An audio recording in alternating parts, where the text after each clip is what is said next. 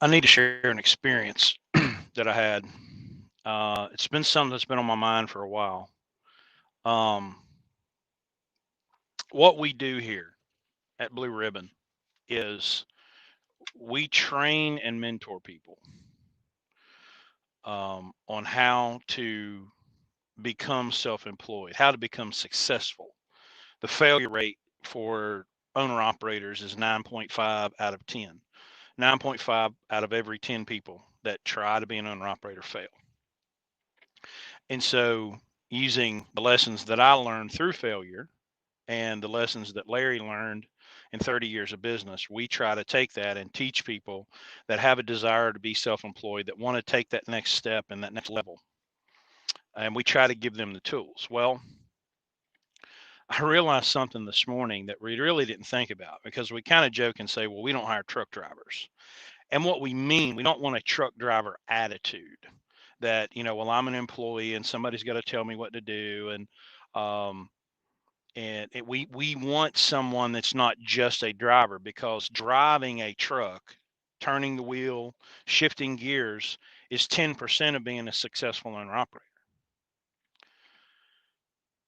But I realized something this morning that we're going to have to change that. We just hired a new driver, 23 years old, been driving 2 years. So, in order to drive a commercial vehicle interstate, you have to be 21. So, here's a young guy, very sharp. We really like him. Great attitude, great perspective. Wanted him on our team. Um, and he checks all the boxes. He's got all the requirement to be qualified to drive a truck here. So it's always a little scary or shaky when you bring someone new in and you turn them loose with a truck. Um, the company that we're leased to is just a very, very different experience than what a lot of people are used to in trucking. And so the first couple of loads is can be very challenging for them. So because we don't know, like, how good are you at trip planning? How good are you at backing? How good are you at being just a truck driver? So I'm having a chat with our young man this morning, and we're talking about a route and a plan of getting in and out of a major city. And I just stopped and I had to ask. I said, "Do they teach map reading?" His response was, "Oh no, we're not allowed to. We're not allowed to do trip planning. We have to. We have to follow whatever's on the Qualcomm, which a visual aid here. This is an example of Qualcomm. Ours is just for electronic logging, but all the trucks have the satellite device that they receive their dispatches on." And he says, "Well, yeah, one time, I took a different route because it was going to be faster, so I could get there on time, and I got in trouble, and they took $50 out of my paycheck because I went out of route." And I thought, oh my God. And here's the kicker: he was a trainer. Okay. So here you have a giant corporation that brings people in and trains them to be truck drivers and doesn't teach them how to use a paper map. Do what you're told, follow what the magic box tells you to do, keep your mouth shut, don't ask questions, don't step outside the bounds of what we told you to do. And if we do, we're going to find you.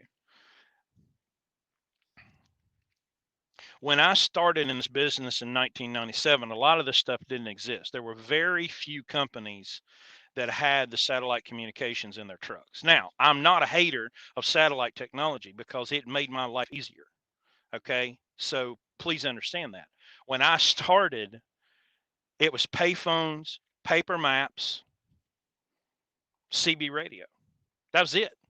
I mean, I would have to go into a truck stop, into these phone rooms. They would have a room that would have, like, anywhere from 8 to 20 payphones on the wall.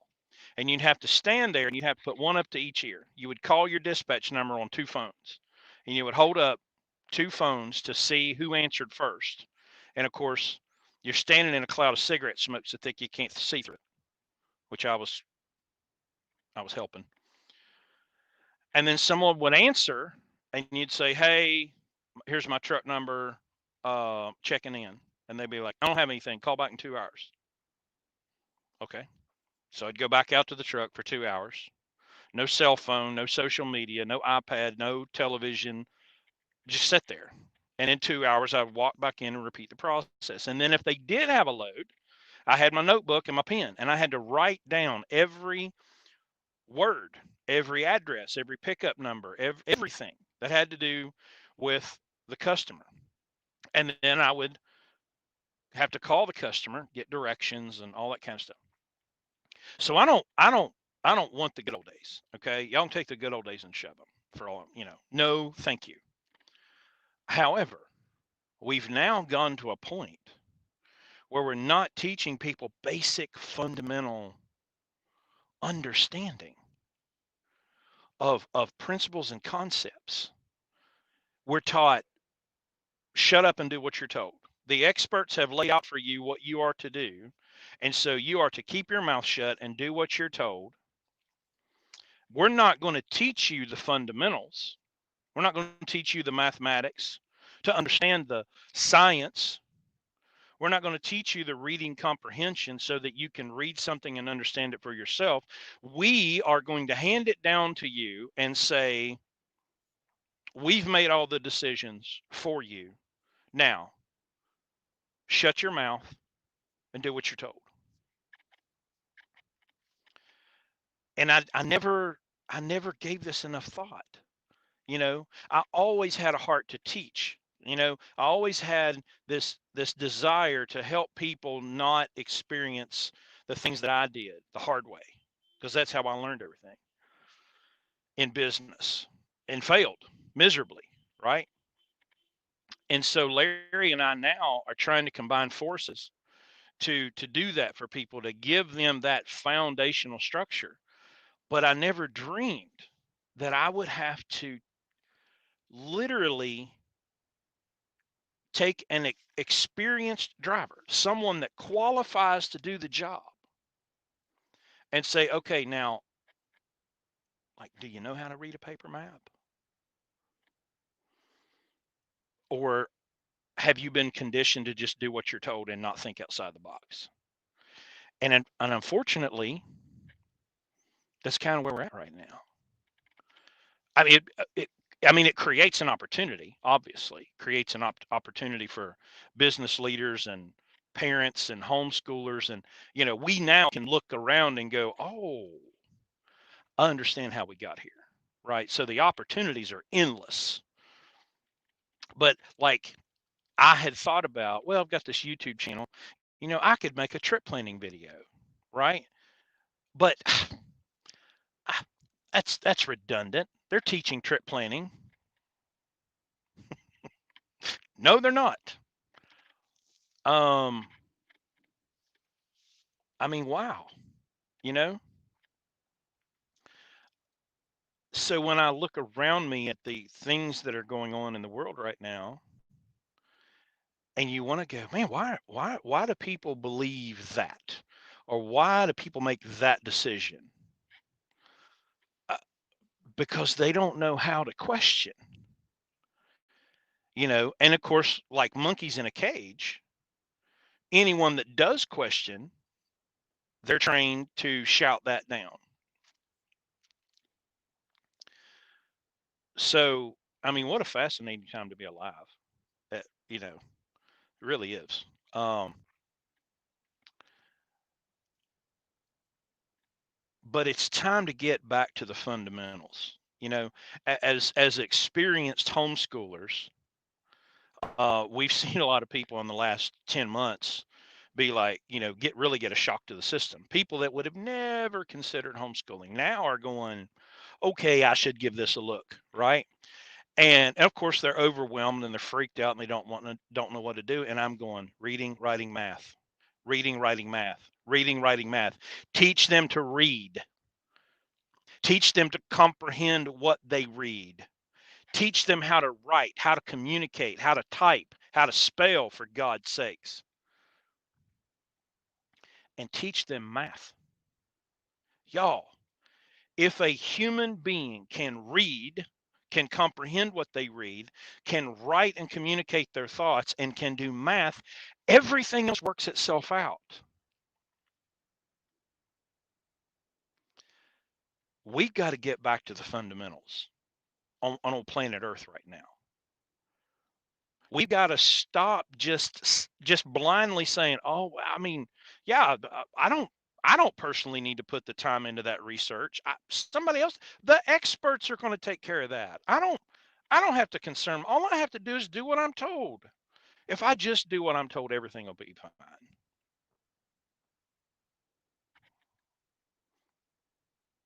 If that's the direction you want to go, just let me know how that works out for you. Um,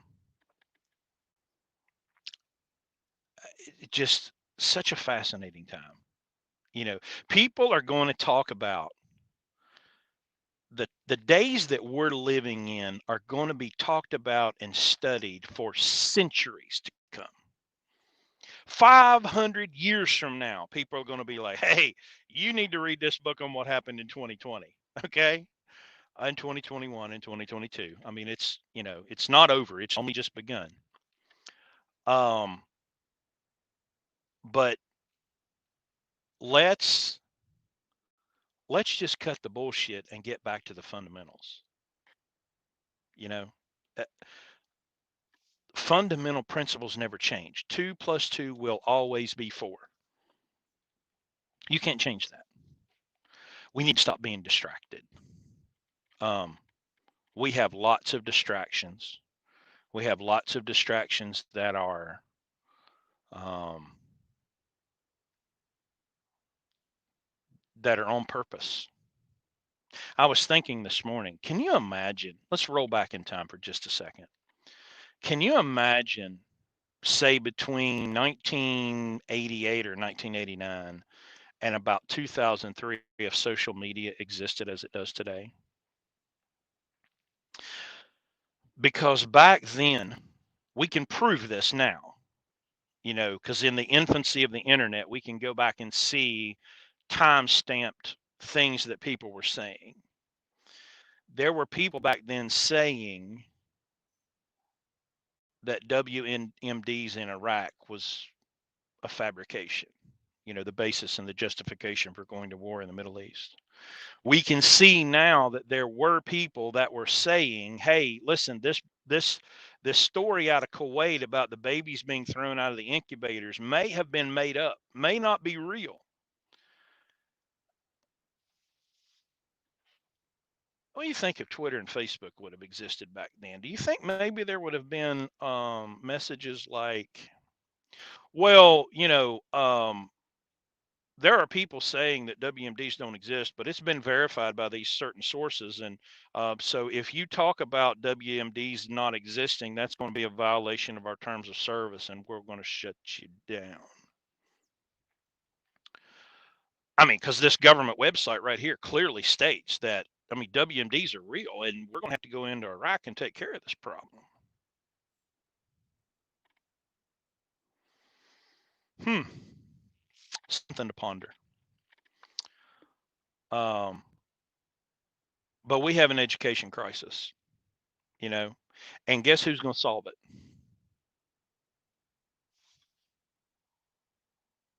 You are, as an individual. Um, I wish I could video some of these experiences because it always shows up with a new driver. We present concepts to them, and you could see like they're turning their head like a dog does, like a German Shepherd, like what? And I'm going like simple things like read your emails. What? Like read your emails, like all of the email. Oh, okay. Um, when you get a receipt for a purchase, put it in Dropbox. And they go, "Well, what about this receipt?" And I say, "Put all of your receipts in Dropbox." "Like this one?" "Yeah, that one too." "What about this one?" They all go in Dropbox. They're not dumb. right? It's not a criticism where they're like cognitively disabled, but they're going. It's connecting dots. I mean, y'all, I see this with my kids, like at 6, 11, 14. It's the same. Uh,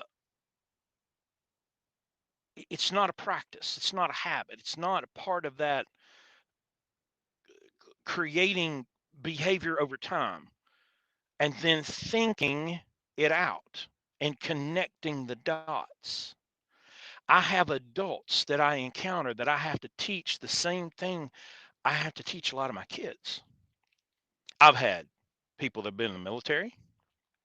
I've had people that have been like engineers. I mean, we've hired people in their 50s and 60s, and we have to go over some very, very fundamental and rudimentary things that they don't naturally put like critical thought into. Now, of course, they're all capable of it, and they all eventually do it. But it's just kind of interesting to watch as you go. Well, okay, here, I need you to complete this task. Well, unfortunately, unless you lay out every step along the way, a lot of people have a really, really hard time with saying, I'm at A, I need to get to B. Now, how am I going to get there?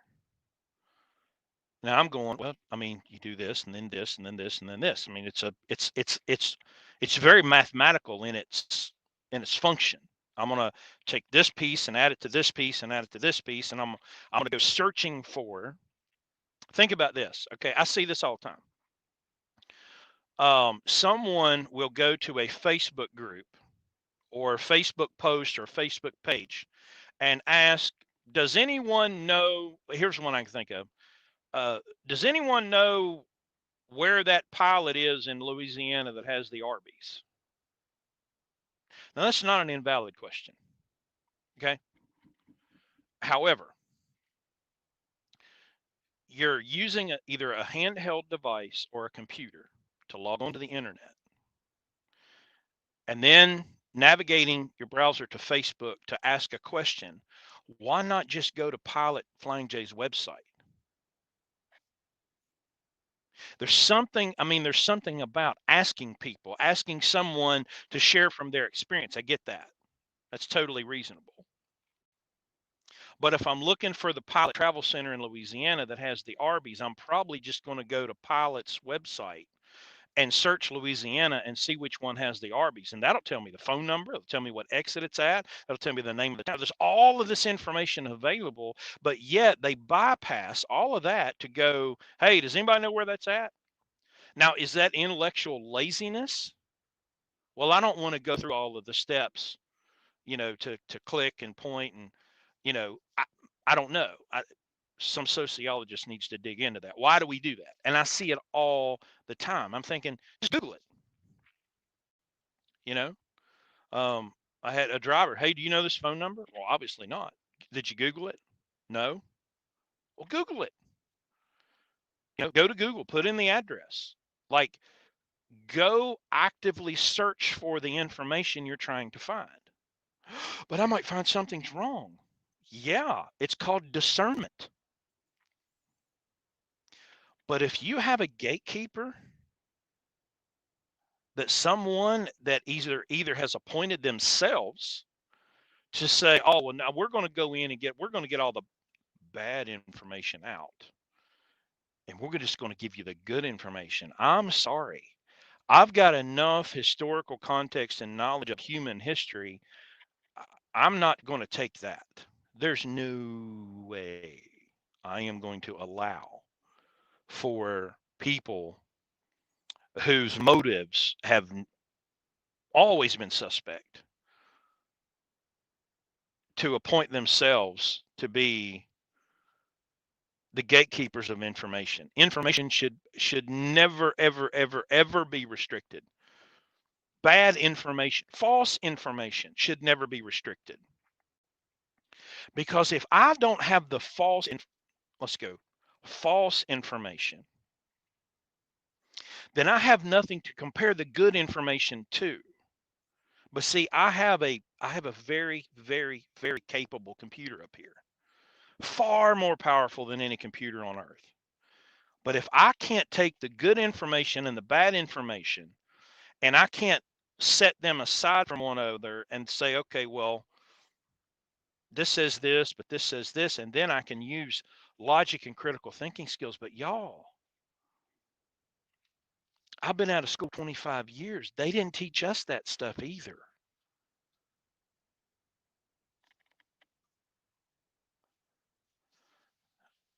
So we have a crisis of education. It's going to be solved on the individual level. There's no government program. There's no leader that's going to fix this.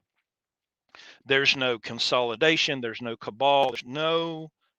You are going to fix this as an individual. You're going to have to learn how to ask questions, and you're going to have to question people that you don't want to question.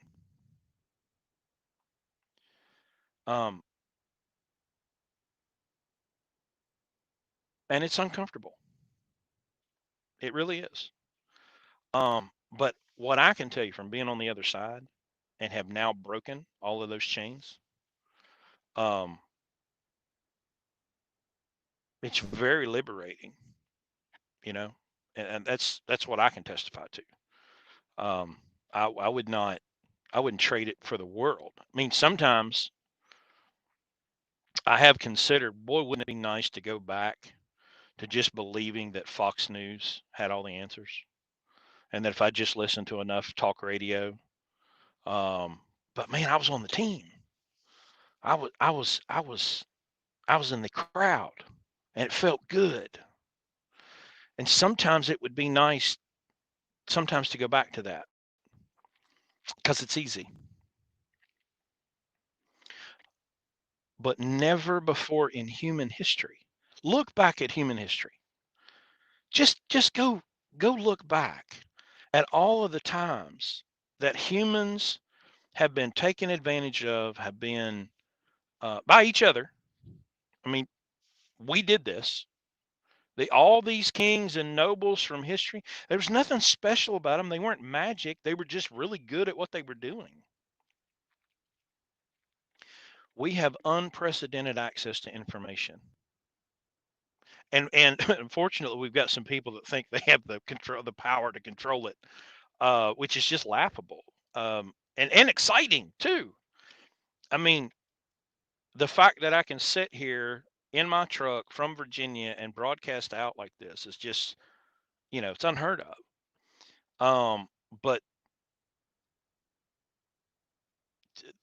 the idea that there are humans that think, well, we're gonna control that information. Boy, I wish you the best of luck. Okay, because there's nothing in human history that shows me that that's possible.